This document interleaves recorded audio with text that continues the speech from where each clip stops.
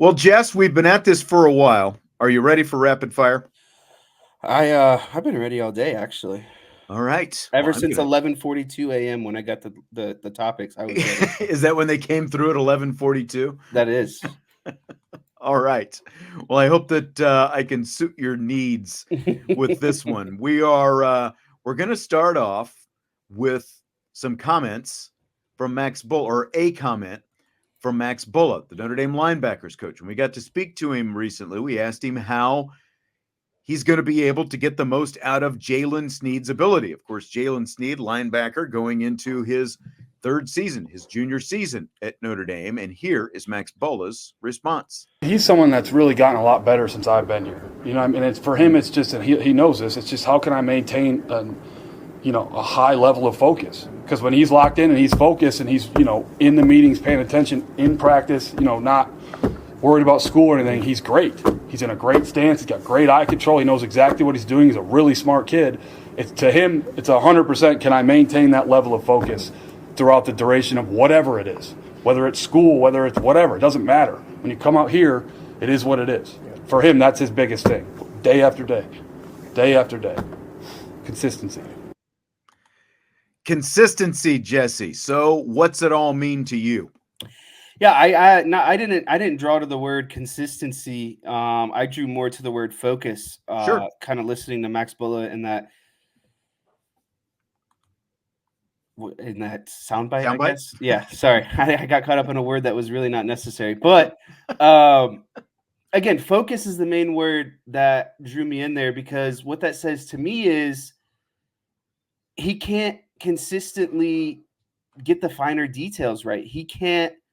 It just sounds like he doesn't know the playbook completely, and he doesn't know that, people are gonna call me crazy here, but like if he's probably lining up a half yard here, a yard here, but that's all the difference as a linebacker. That's either getting to the tackle or not getting to the tackle. So you need to know your alignment. You need to know what you're reading, all of those things. And so when we talk about focus, it sounds like some days he's really locked in, right? Like he gets everything. He knows exactly where he's supposed to be. He knows exactly what his reads are. Let me answer this for DK. We're talking about Jaylen Sneed. DK, we're on Jaylen Sneed. I think DK got distracted there. Go ahead, Jess. But yeah, it just seems like some days he's locked in. He knows exactly what he's doing in practice. He knows I need to be here. I need to check into this. This is this coverage. This is this run read.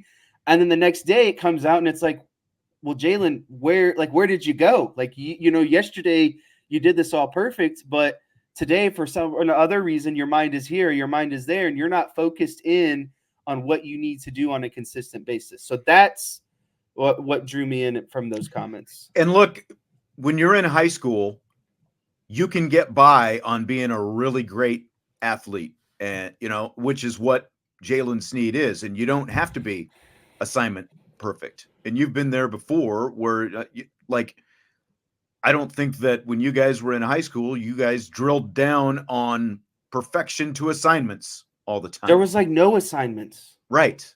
And you can do that in high school. You can get away with that when you're a great athlete like Jaylen Sneed. But this is a completely different level now, and you've got to be locked in on the finer points. And I think that that's just it for him. When you listen to him, and we've heard Marcus Freeman talk about him before, I think that's it. It's just like you can't just rely on being a great athlete now. There's so much more that goes to it. And we've seen this with guys before. Like we used to hear Brian Kelly, there were different receivers that we heard him talk about this with. But to me, the biggest example of this is Louis Nix.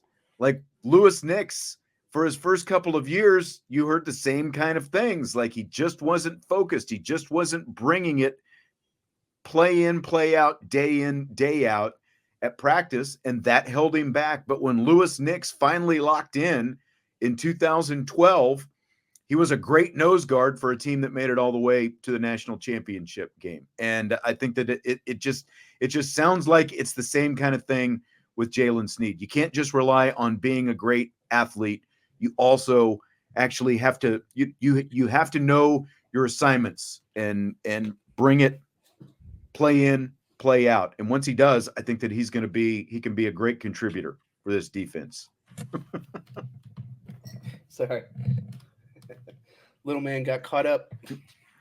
The only other thing that I would add to this is just speaking from personal experience. My freshman year when I came into college football, I was amongst the freshman linebackers. There was a good group of us, like 5, 6. I can't remember the exact amount. In terms of speed, overall fitness, I wasn't not fast. I wasn't not fit, but there were guys faster than me and more fit than me. And by the time spring ball was over my freshman year, I was the top linebacker in the group battling out for, basically a second string spot on the depth chart. And I got that because I could line up right. They could trust me to be out there, line up right, set the strength right, get us overall as a defense in the right position, and I could still make plays. You know what I mean? But that was just because I knew what was going on. I knew what my reads were, where my alignments were, where I needed to be to best set up myself, and the rest of the defense. And so it just goes to show that, yes, Jaylen Sneed could be the most, freak athlete on the field, but it doesn't do anything if you don't know where you're supposed to be on the field. Right. Exactly. Completely agree with that.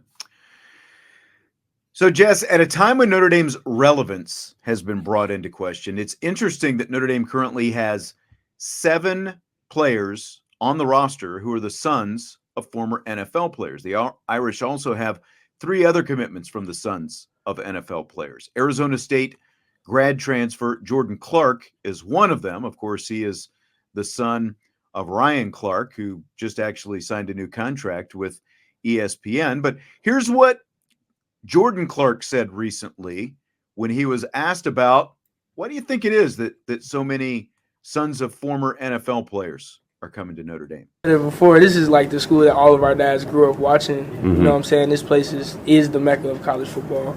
And I think that anybody who's played football at a high level, outside of the brand, when they walk into the building, they see the attention to detail. They see Coach Golden's ball disruption chart.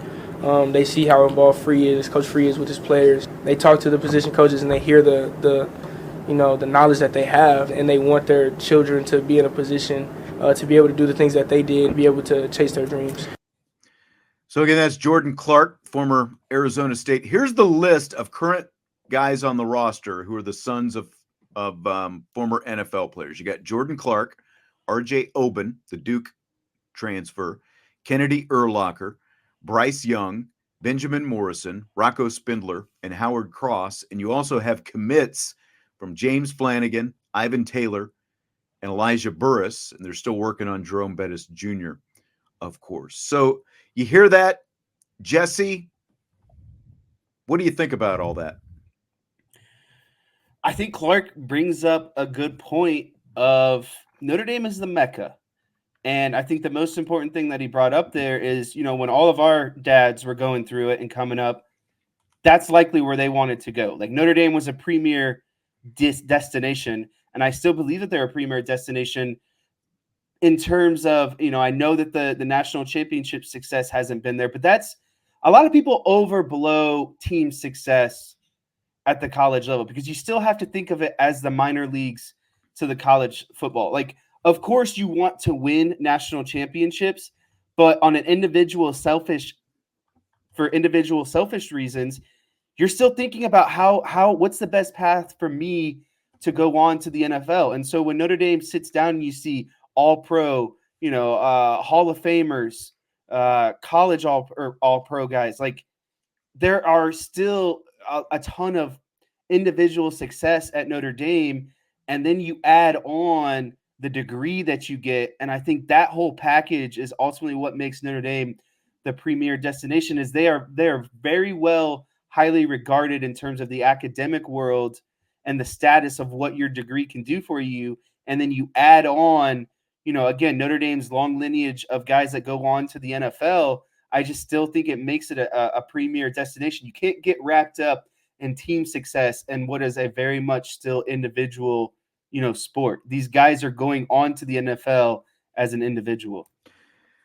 And I think that it's interesting hearing him say this because, like, of all the guys that I just rattled off and the names that I just rattled off, I mean, some of the oldest, like Howard Cross and R.J. Oben's dads are kind of in the middle, like Bryce Young's dad, Bryant, is one of the older ones, and Jerome Bettis, two of the older ones in that group, like late 40s, pushing early 50s, kind of in that range. But you've got, like, it hasn't been that long since Brian Urlacher's dad retired, and like Elijah Burris, his dad retiring. Like, so to hear him talk about this is the Mecca, like our dads grew up with Notre Dame, it's not that long ago for some of these guys. Yeah.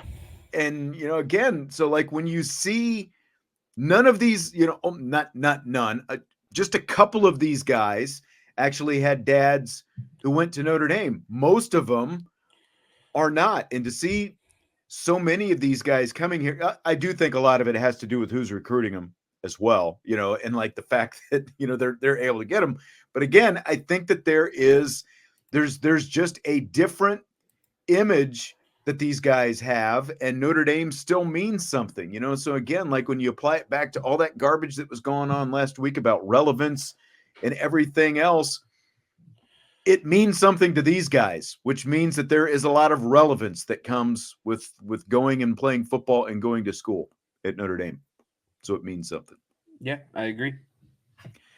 So we're 57 days and counting away from the NFL draft. You may have heard the Chicago Bears have the number 1 overall pick, and they've got to decide whether or not they're going to keep Justin Fields or trade him, or keep the number 1 pick or trade it.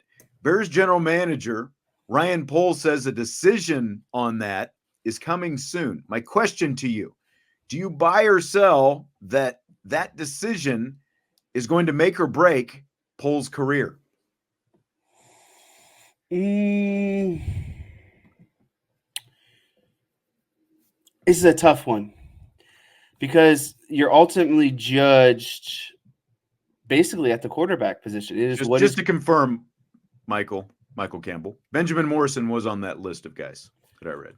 You might not have heard it, but he was on that list. I heard it. But thanks for Daryl Morrison, the dad of Benjamin Morrison. Go ahead, Jess. So remind me again here. Was Justin Fields in the Mahomes draft class? No. Okay.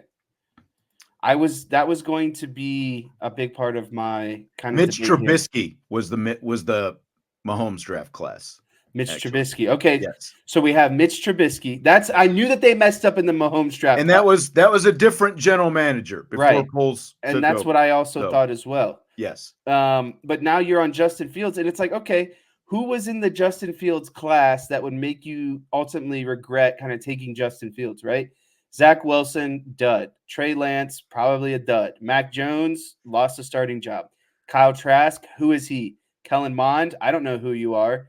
David Mills got replaced by Bryce Young already, right? No, not Bryce Young. CJ Stroud. I get them mixed up.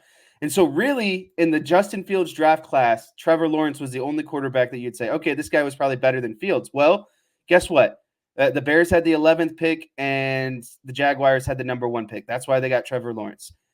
I don't think that he should be ultimately determined by this because he inherited a situation that he's trying to make better. And so I think that the only thing, ultimately that could really mess you up is, are you going to ride out with someone else's decision, or are you going to take charge of the situation of your own and potentially go out and get a different quarterback? I don't think that this is a make or break decision in terms of his job security. I still think it's a big decision overall, obviously, but I don't think it should jeopardize his job security just because he inherited this whole situation, right? He is trying to make it better. Had he drafted, everything else along this process, of course I would say yeah. But I think because he inherited a lot of this mess, I'm giving him more leeway. I get what you're saying, but what piggybacks into this is he was in charge last year, and they traded the number 1 overall pick last year.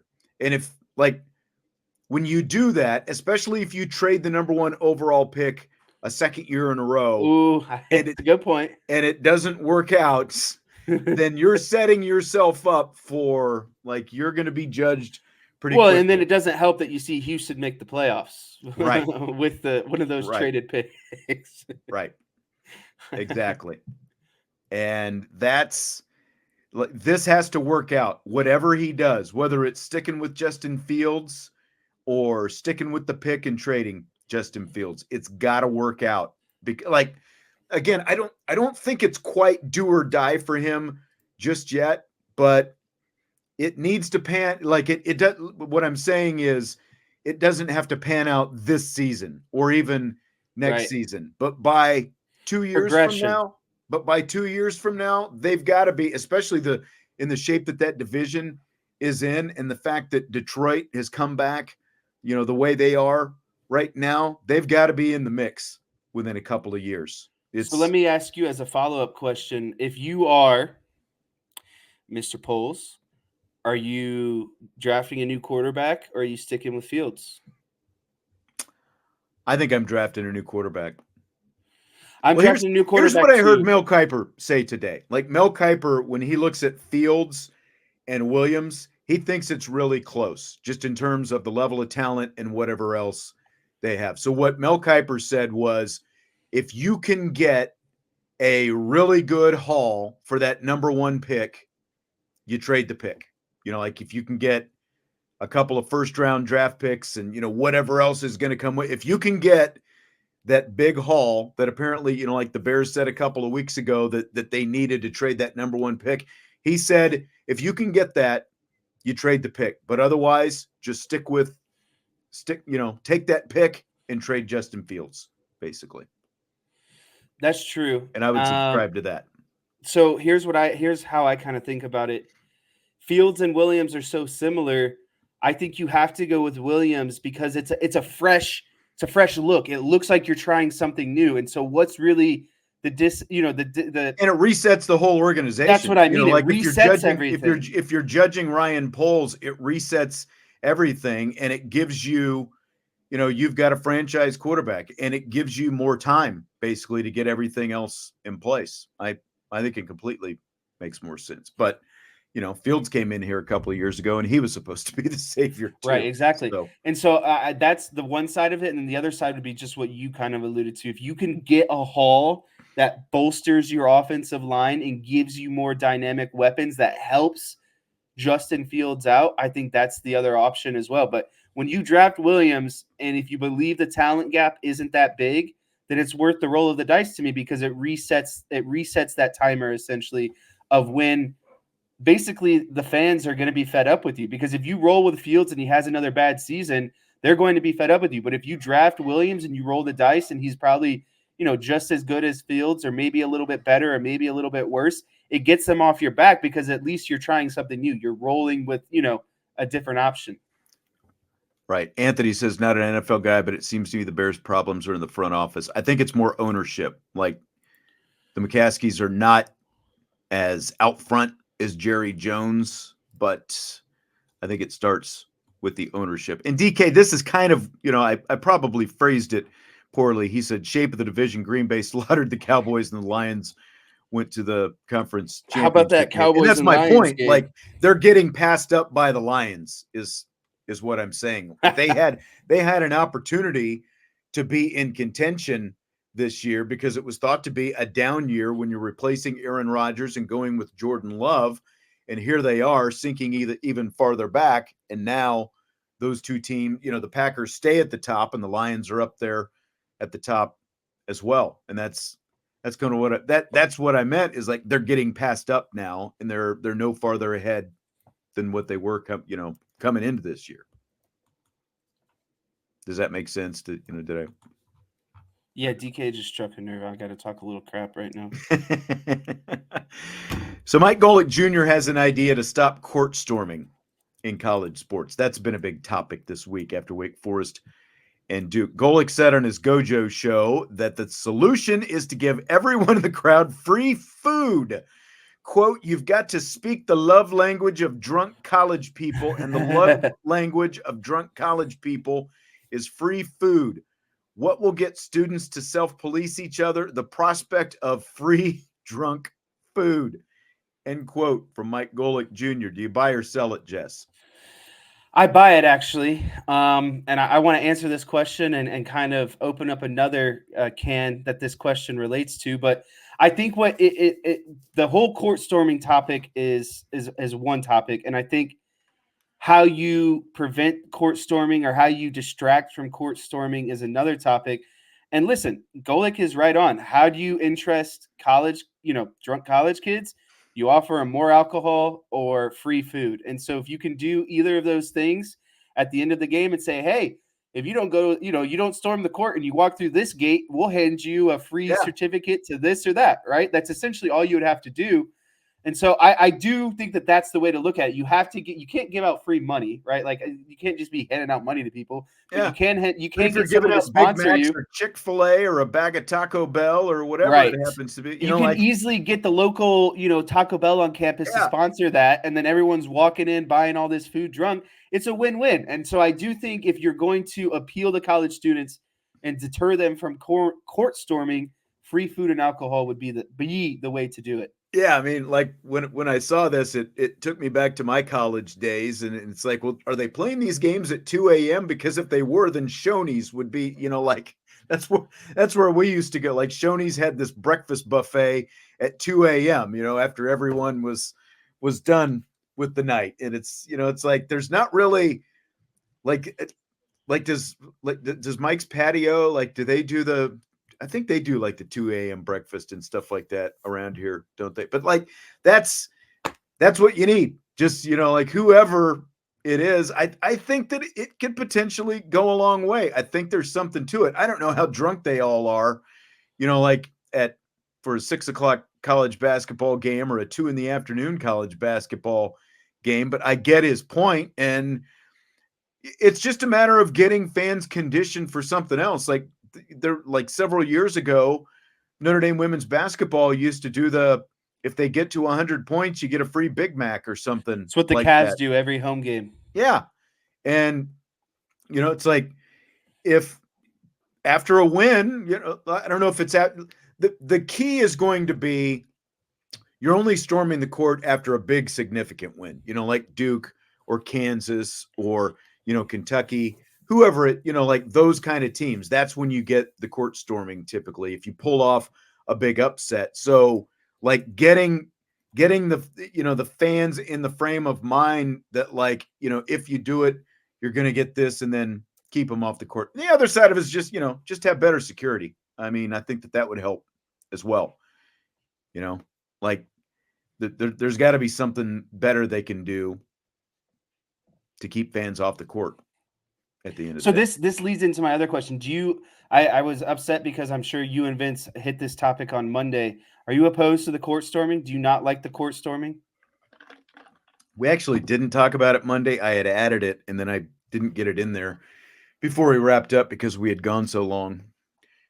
I'm on the fence like this. I typically like the court storming just because it is such a big part of college sports. It's basically where you see it now, and the students get involved. I realize that there are, that the players can get hurt, and it is kind of crazy though that all of a sudden this Duke player is not hurt nearly as bad as they were leading everybody to believe right away. Oh, that's what I mean. The other side of it is, and I'll let you go right after this.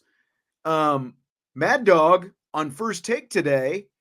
I don't know if you heard any of his rant, but he brought up an excellent point. Duke has been complaining, and Coach K has been complaining, and Shire all week about, the court storming at Wake Forest. When Duke football beat Clemson in week 2 or whenever it was, and all the, 10 times more Duke fans stormed the football field after that than Wake Forest fans who stormed the court the other day.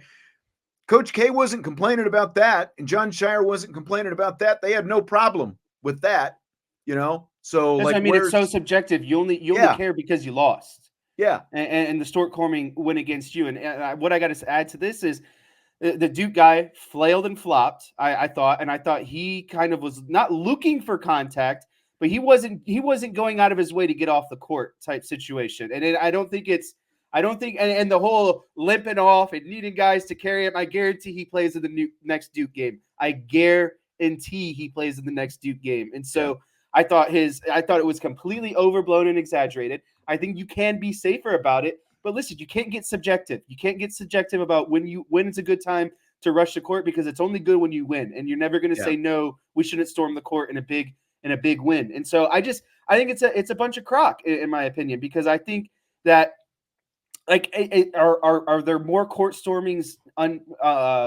now than probably 10 years ago? Sure. I think as fans, people think just like winning a game almost deserves a court storming. I think court storming should be and field storming, whatever type of storming you're doing should be reserved for big wins. I'm talking like huge underdog type wins or a huge rivalry type win. Yeah, the problem is you can't legislate that to fans. Exactly. Like, fans and so I think that's, especially again, college so students, subjective. they're looking for something to celebrate, which, like, going back to Golic's thing, it's like, celebrate the food. Just let them know there's free food if you keep your butt off the court, So right. I think it's not a bad idea if you can figure out a way to get it implemented. Just make sure they know, like, put it up on your jumbotrons, free, stay off the court and you're going to get a free hamburger or chicken sandwich or whatever it happens to be, So I think that there's something to it. I think that schools a beer and a chick sandwich to go. There you go. A happy meal. Can't be that hard. And I mean, college students typically poor, like looking for food. They're always up for some free food.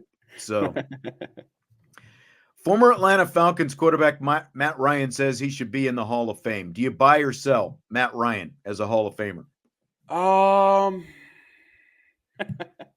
I think if you let Matt Ryan in, you got to let Phillip Rivers in. In that case, it's a definite no, because I don't. To me, this is like the ultimate. This is like the Charles Barkley argument, in my opinion. Like a really good individual player, but never, and has a ton of great stats and all of these things, but never had, the success. And they blew the Super Bowl. Everyone knows that.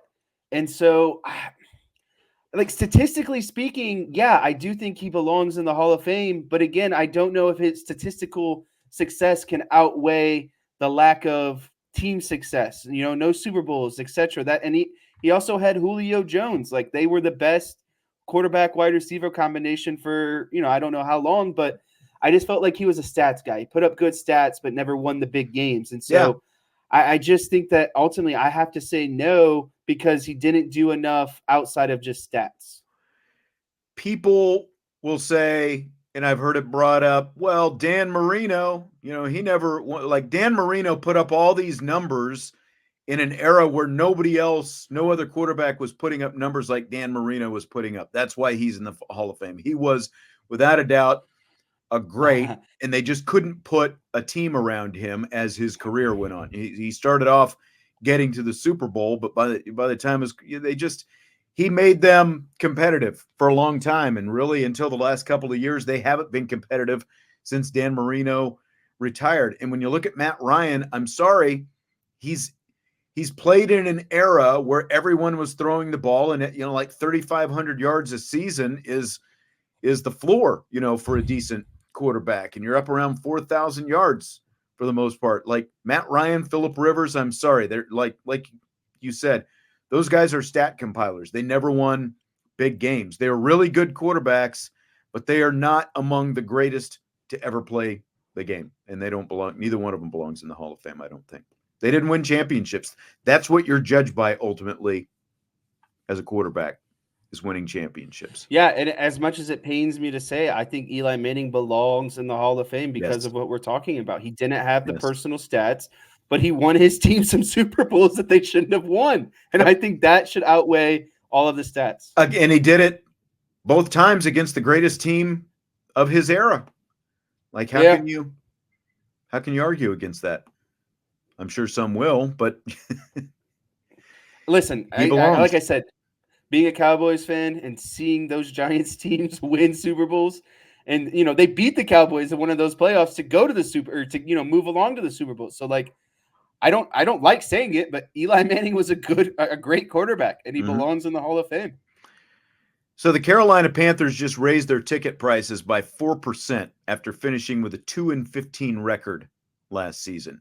Charles Barkley is on record saying professional teams that don't make the playoffs or finish with a below 500 record should not be able to raise their ticket prices the following season. Do you buy or sell it?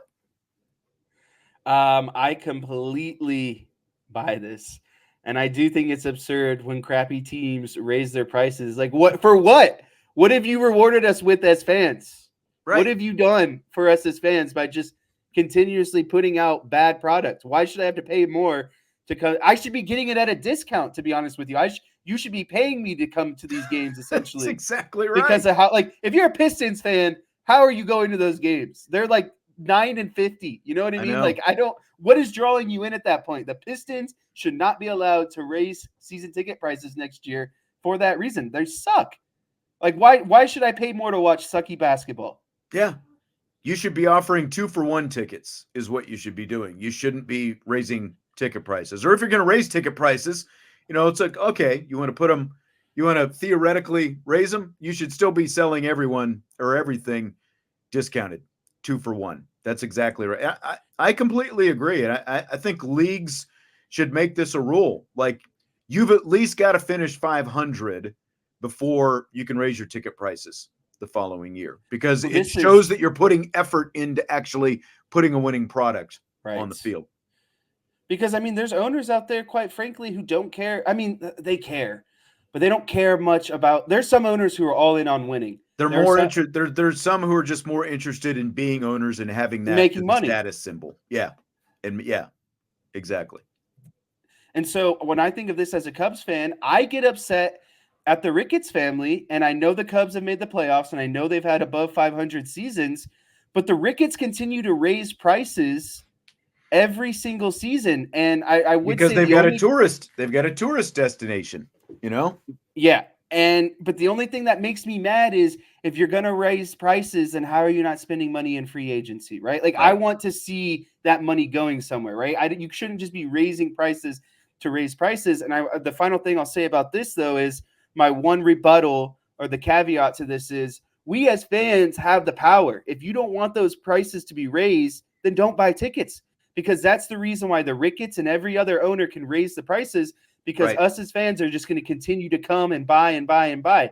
And so you have to put your foot in the ground as a fan and say, I'm not going to do this if you're going to raise prices and put a bad product out there. You still have the power as the consumer at the end of the day. Yep. That's exactly right. And that's why, like a couple of years ago, when the Cubs were trading off all those young guys and not spending the money to re-sign them, I said the exact same thing. And I had a bunch of pissed off Cubs fans come at me on Twitter and it's like, oh, I'm never going again. And all that, and like, Cubs fans aren't going to go watch these games. And I said, they absolutely will. Watch at the end of the season. They're going to have one of the top 10 attendances in all of baseball. They do every year, and that's why Cubs ownership, and you talk about the Ricketts family specifically, that's why they can get away with not putting a product on the field, because they know people are going to come anyway.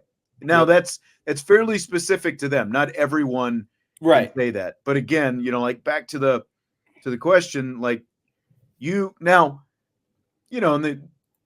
when Theo was there as well, and they were obviously tanking for draft picks, and that's a completely different story. Like, I don't think we've seen it with the exception of the 76ers and Theo's Cubs. I don't think we've seen it to that degree where they were obviously tanking to try to get draft picks to try to turn their organizations around. But, that's like how that would you know what I'm saying? Like if that is the organizational model and you're doing it with the intention, to try to get picks and be better down the road, you definitely should not be raising ticket prices at the same time. So let me ask you this. Well, good faith for your fans for the future.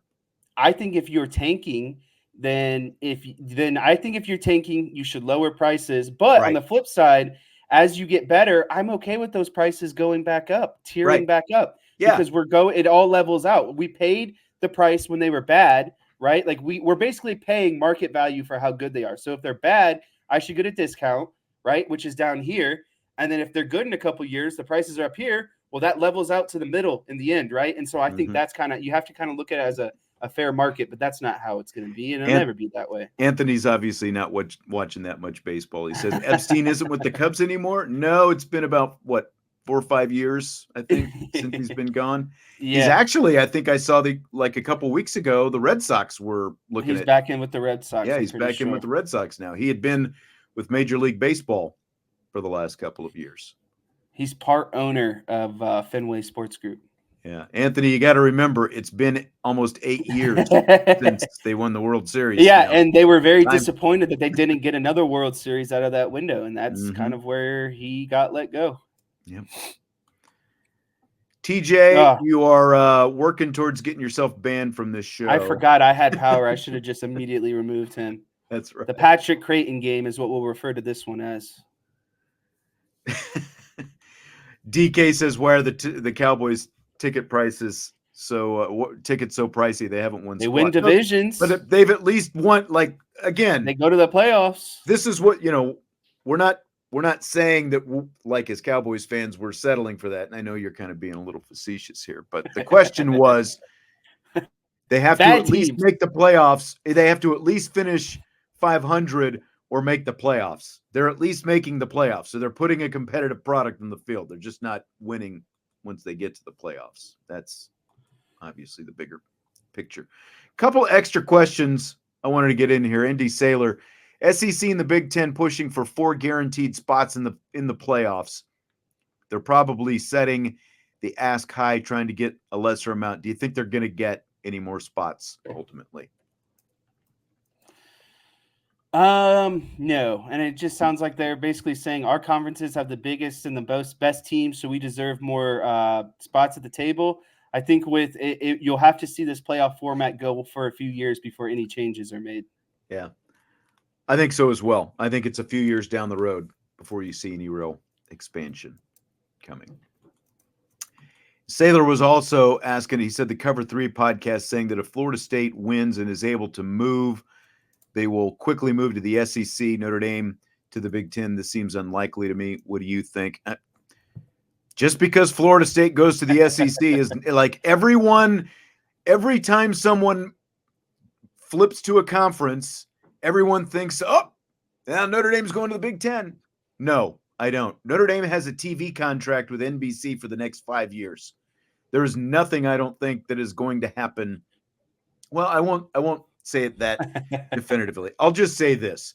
Florida State moving to the SEC is not going to trigger Notre Dame going to the Big Ten because the ACC without Florida State is still going to be in place. Florida State's only been decent the last couple of years. It's not like they've been the flagship program of the ACC by any means. And it's not like if they could get to the SEC, they would be there already. So that's not going to trigger Notre Dame's move to the imminent move to the Big Ten. No, nothing is going to trigger Notre Dame to the Big Ten. This is everyone's favorite thing to say. Notre Dame's got to go to the Big Ten when this happens. Like it's a cause and effect type situation. And the effect is Notre Dame also leaving. Listen, it's just not going to happen. Notre Dame is going to remain independent for a very long time until the NCAA or the college football committee specifically takes something away for them or limits what they can do since they're not in a conference. But they can get everything they want out of a conference. And again, everyone's favorite thing to say is, oh, Notre Dame needs to join a conference because of this or this or this. It's just not going to happen. Yeah. So as people are chiming in with this 14-team playoff model, I'm not saying it's not going to happen, but the SEC and the Big Ten are pushing hard for this. Like, I know there's a lot of different things that can happen. I know there's talk about if they don't get what they want, they could sort of split and do their own thing. I think they're pushing for this, but it still has to be voted on. And it doesn't have to be unanimous, but convincing the other commissioners to agree to it is going to be the key. Like, there's so much more that's going to happen. And like, to the question about Florida State to the SEC, I mean, this could ultimately be, what tips Notre Dame is like, if all this expansion, then the SEC and the Big Ten aren't getting what they want, how that forces Notre Dame's hand I think is ultimately going to be much bigger than any one school, jumping to another conference. That's probably going to be it ultimately. All right, well, that is going to do it for tonight. Now, I believe you and Vince are back tomorrow. Is that correct? That's correct. Okay. Shinzo and I will be here since he has no excuses. That's right.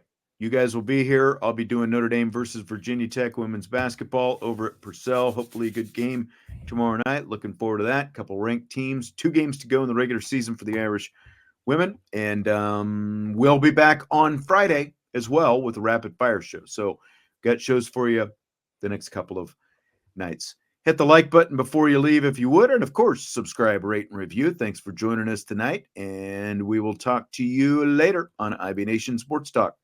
Have a great night, except DK.